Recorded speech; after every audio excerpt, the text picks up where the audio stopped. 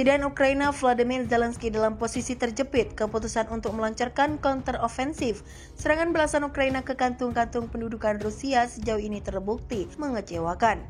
Pasukan Ukraina hanya bisa merebut kembali sebagian kecil wilayah di selatan dan timur negara itu.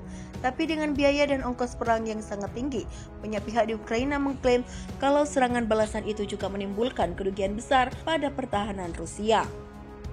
Tapi kenyataannya setelah 6 minggu Ukraina melakukan operasi counter-offensive, jaringan pertahanan berlapis-lapis Moskow belum putus juga.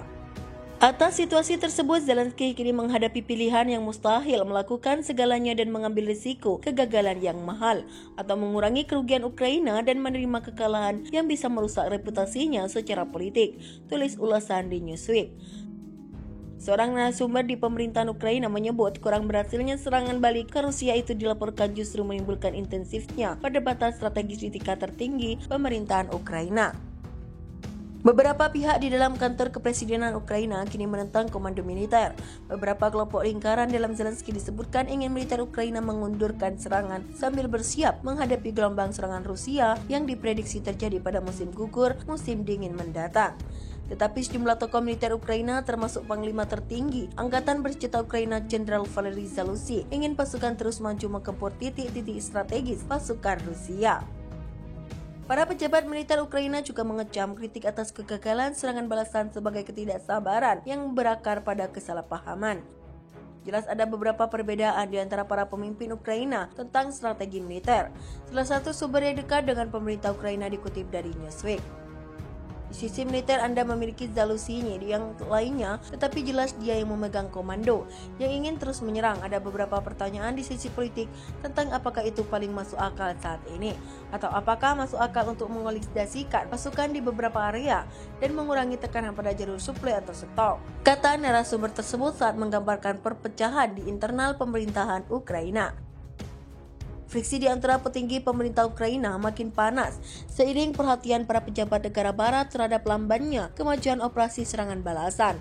Situasi ini membuat kondisi saling menyalahkan sedang terjadi di Kiev. Ada asumsi bahwa mereka dibodohi oleh pihak militer dalam hal seberapa baik serangan balasan ini akan berjalan, bahwa mereka diberi penilaian yang terlalu cerah dari pihak militer, dan mereka tidak senang tentang itu, kata sumber itu. Ditanya apakah kinerja pasukan di medan perang yang mengecewakan dapat memicu perubahan dalam komando militer Ukraina, sumber itu menjawab bahwa dirinya belum mendengar sesuatu yang spesifik, tetapi orang dapat membayangkan hal seperti itu. Seorang juru bicara Kementerian Pertahanan Ukraina menolak mengomentari pernyataan spesifik sumber tersebut. Meski begitu, dia mengakui ada komunikasi langsung antara komando militer dan kepemimpinan politik negara yang tugasnya adalah membuat keputusan dalam kondisi dinamis dari negara tersebut terkait situasi militer. Keyakinan pada komando militer merupakan persyaratan penting untuk kemenangan. Hal itu terus-menerus dipromosikan oleh sumber media musuh, kata juru bicara tersebut. Dia menyebut laporan perselisihan internal petinggi pemerintahan Ukraina merupakan narasi propaganda Rusia. Badan Intelijen Amerika Serikat CIA dilaporkan membuat penilaian suram atas serangan balasan Ukraina ke kantung pendudukan Rusia yang sedang berlangsung. Asesmen CIA atas upaya Ukraina itu meyakini kalau pasukan Kiev akan gagal melaju ke bagian selatan menuju semenanjung Crimea pada akhir tahun ini. Laporan itu diungkap Washington Post dalam sebuah pemberitaan yang menyebut para pejabat terkait memiliki keraguan besar tentang misi Ukraina. Hal itu, kata Washington Post, tertuang dalam laporan Intel Rahasia yang isinya diteruskan ke media tersebut Kamis 17 Agustus 2023. Laporan yang bocor ke media itu mengutip kemampuan brutal Moskow dalam mempertahankan wilayah yang direbut dari Ukraina. Komunitas intelijen AS menilai bahwa serangan balik Ukraina akan gagal mencapai kota utama Melitopol di Tenggara, kata laporan itu. Laporan itu menambahkan bahwa Kiev kemudian tidak akan dapat memenuhi tujuan utamanya untuk memutuskan jembatan darat Rusia ke Crimea dalam serangan balasan tahun ini. Semenanjung Crimea telah berada di bawah kendali Moskow sejak penduduknya memilih untuk bergabung kembali dengan Rusia pada tahun 2014. Para pejabat Ukraina berulang kali berjanji untuk merebut kembali wilayah itu secara paksa, bersikeras bahwa itu adalah wilayah kedaulatan Ukraina. Dalam rencana Kiev untuk merebut kembali Crimea, kota Melitopol dilaporkan akan memainkan peran penting sebagai salah satu pusat kota terbesar di dekat pantai Laut Azov.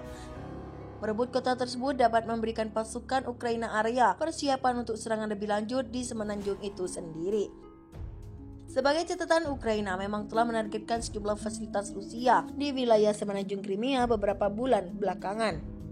Laporan Washington Post ini meneruskan hasil liputan investigasi reporter mereka, Seymour Harris, terkait tingkat keberhasilan serangan balasan Ukraina. Dalam sebuah kisah yang diterbitkan sebelumnya pada hari Kamis, sang reporter dalam tulisannya mengutip seorang pejabat intelijen AS yang tidak disebutkan namanya. Narasumber tersebut secara belak-belakan menyatakan bahwa Ukraina tidak akan menangkan perang. Apa kabar? Yang sampai ke Menteri Luar Negeri AS Antony Blinken melalui CEI bahwa serangan Ukraina tidak akan berhasil, kata sumber Harris. Dia menambahkan bahwa serangan itu hanyalah pertunjukan oleh Presiden Ukraina Zelensky dan ada beberapa orang di pemerintahan yang percaya omong kosongnya. Serangan balasan Ukraina dimulai pada awal Juni dengan Kiev mengerahkan brigade terbaik yang diperlengkapi dan dilatih barat dalam upaya untuk memutuskan jembatan darat Rusia yang menghubungkan Donbas dengan Crimea di provinsi selatan Zaporizhia. Dari sejumlah perkiraan pengamat militer, operasi tersebut telah gagal. Menurut perkiraan Rusia, Ukraina telah menelan biaya lebih dari 43.000 tentara dan hampir 5.000 alat berat sebagai ganti beberapa desa yang direbut kembali, tulis Russia Today. Sejak Juni, Zelensky disebut berulang kali menyalahkan kurangnya keberhasilan militernya ke pihak barat. Presiden Ukraina itu bersikeras bahwa dia tidak diberi senjata yang memadai untuk menembus garis pertahanan Rusia, sambil menuntut jet tempur dan rudal jarak jauh, tulis Russia Today. Newsweek melaporkan pada hari Rabu, garis komandan kepemimpinan Ukraina sekarang terpecah. Apakah akan melanjutkan operasi serangan balasan atau menunggu dan mencoba lagi musim semi mendatang? Zelensky sekarang harus memutuskan apakah akan mengambil risiko kegagalan yang mahal atau untuk mengurangi kerugian Ukraina dan menerima kekalahan yang merusak secara politik, tulis Newsweek. Dalam peperangannya dengan Rusia, Angkatan Bersenjata Ukraina dibantu oleh tentara bayaran asing. Namun kini dikabarkan tentara bayaran asing itu ramai-ramai meninggalkan pasukan Ukraina di medan perang.